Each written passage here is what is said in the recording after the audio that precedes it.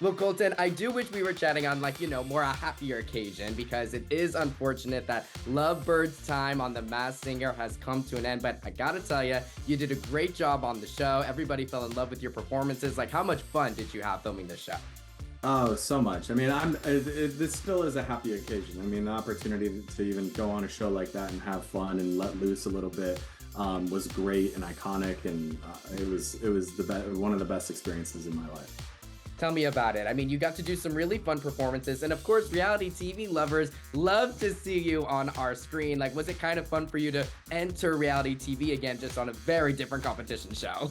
Totally. I feel like dipping my toe back into return to people, back onto people's screens in a different, fun, lighthearted way instead of, a serious way was important to me. And what an opportunity, what a costume, what a show. And I had a great time. I mean, being able to sort of have that protection of being in a mask, I think a lot of people in our community and people who have had to come out are used to sort of wearing a mask or two in their lives. And I think that going through a show like this was sort of fitting in the perfect time for me to do it.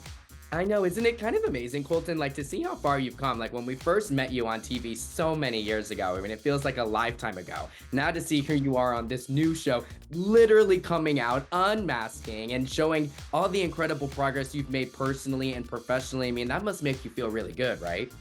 Totally. I mean, I think a lot of people forget, but when I first did, Bachelor, I was in my mid 20s, and now I'm like, I've really gone through it in the public eye, but also just grew up and experienced life and went through challenges and victories and losses in front of everybody. And to be able to let loose on the stage and sort of celebrate, that is such a full circle fun moment for me. I think, obviously a fun same-sex dating show is needed, whether that's through the Bachelor franchise, through Love is Blind, through a new project coming out. I think that's something I'm trying to sort of figure out how we can get that into development and get that out on people's screens. Yeah, thank you so much for sharing that with me. I mean, it's safe to say you definitely wouldn't go on a same-sex dating show because you're happily married, but I'm Correct. curious. I'm curious though, like, would you be down to maybe host something like that, produce something like that? Like, what's in your wheelhouse?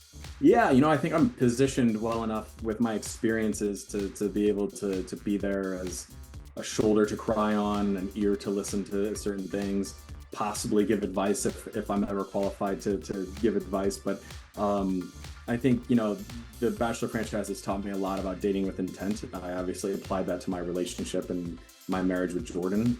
And just, I think that representation in our community too is important to show that, there's ways that you can, get married and carry on and build a family and do things, differently and heal and move on.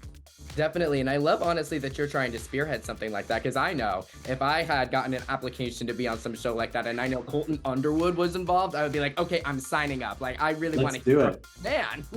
Oh gosh. Yeah, I just think there's so many incredible both, gay men and gay women out there that would do a really good job with a show like this. We're very, very lucky to have you in case you don't hear it enough. So thank you for what you're doing. Thank you for all your kind words. You're very sweet, and our community needs to continue to have people like you that sort of amplify and lift up other people in our community. We all deserve love. We've been through a lot, so thank you for saying that.